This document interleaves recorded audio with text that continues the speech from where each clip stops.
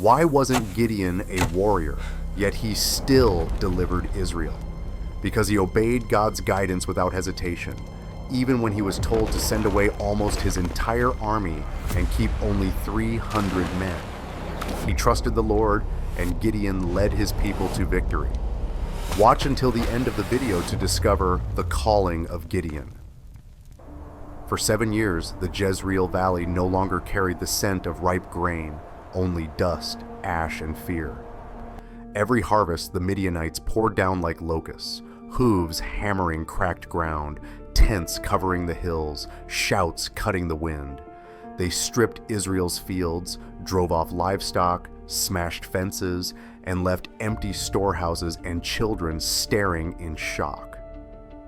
The Israelites hid in caves and pits beneath their homes, holding their breath as enemy feet crossed the land that should have been theirs. At last they cried out to God.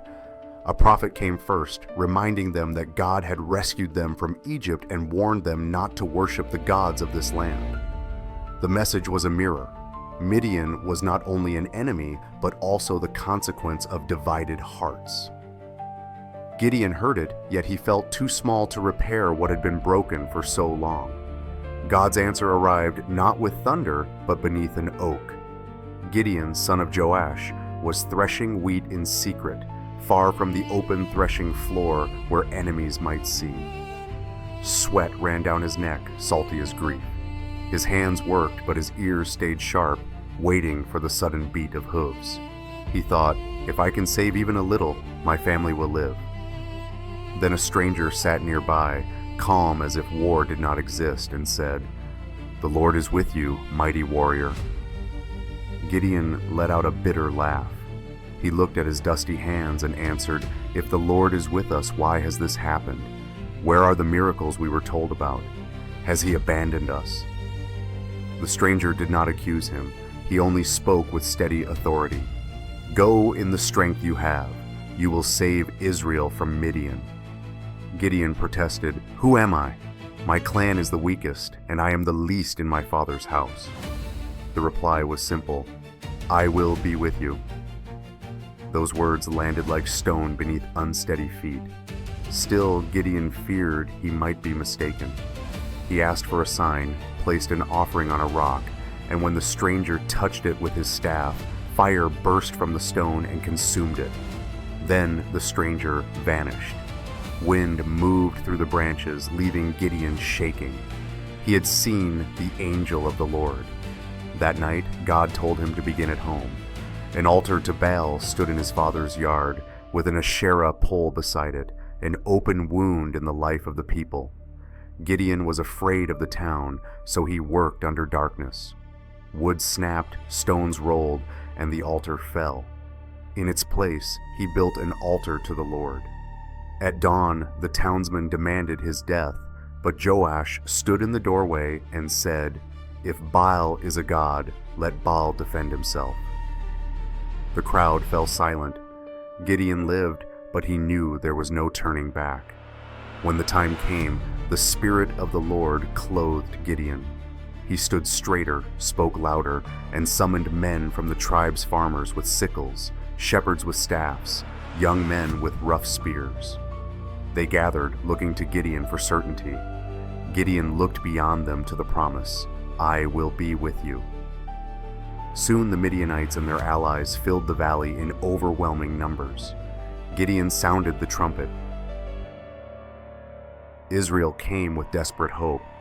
Gideon wanted to trust the crowd, but God said, "You have too many men. They will claim victory for themselves." Gideon's blood ran cold. God told him to send home anyone afraid. He spoke the command, and 22,000 left, footsteps fading like sand through fingers. 10,000 remained, but God said again, "Still too many."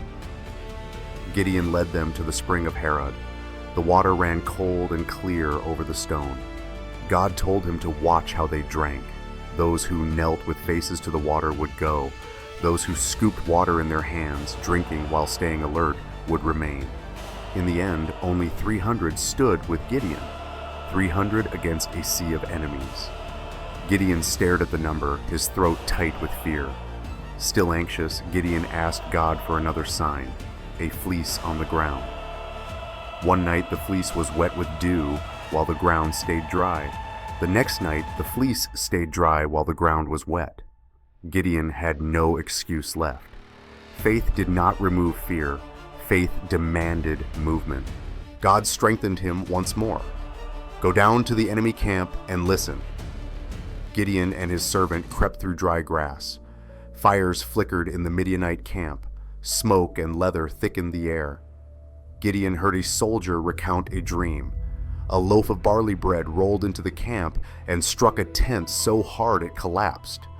Another soldier answered, trembling, "This is the sword of Gideon.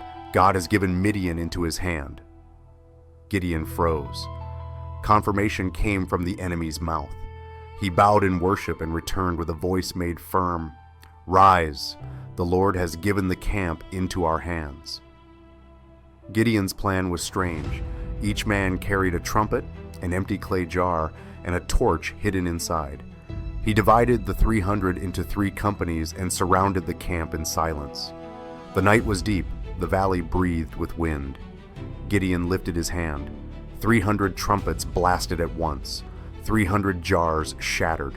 Torches flared, fire blooming out of darkness. Their cry rolled across the hills, "For the Lord and for Gideon!" Panic exploded in the Midianite camp. The torches made them think thousands were encircling them. The trumpets echoed like a closing ring. In confusion, men swung swords in the dark and struck their own allies. Fear devoured itself. The camp broke apart from the inside, and the Midianites fled into the night. By morning, their tents and spoil lay abandoned. Gideon called the tribes to pursue. Israel ran not to hide, but to chase. Gideon summoned Ephraim to cut off the river crossings, and the Midianite leaders Oreb and Zeb were captured. Gideon pressed on until the enemy scattered and the shame of 7 years was torn away. Afterward, the people looked at Gideon and said, "Rule over us." Gideon refused. He remembered Herod, the torches, the truth of that night. Victory did not come from numbers or strength, but from the Lord who went with them. "I will not rule over you," he said. "The Lord will rule over you." Gideon's story is more than a battle. It is the story of God choosing the weak to humble the strong, removing the supports that feed human pride so faith can be refined. Gideon learned that faith does not erase fear. It gives courage to take one more step, and that step can open a road out of the deepest night. If a man who once threshed wheat in terror could rise and lead, then anyone trembling today can hear the same words, "I will be with you." Like and subscribe so you don't miss the next Bible stories.